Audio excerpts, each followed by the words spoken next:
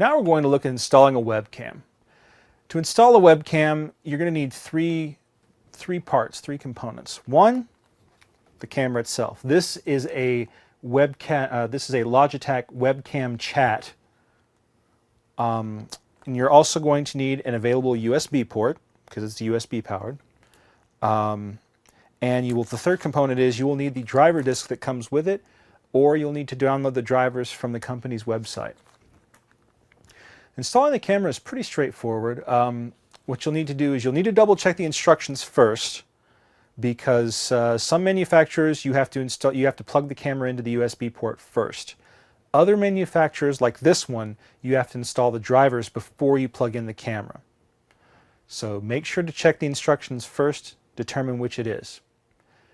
Once you've got the what you'll need to do next is install the drivers. Go through the steps. Once the drivers are finished, check the camera and see if it works. There should be a program built in. Most of these cameras come with built-in software that will let you test it. Oftentimes they come with effects and that kind of thing, so you can kind of play with the image as well. Once you've tested it in the manufacturer's testing program, then you can go ahead and open up Instant Messenger or Skype or go to webcam chat-based sites and use it and have fun.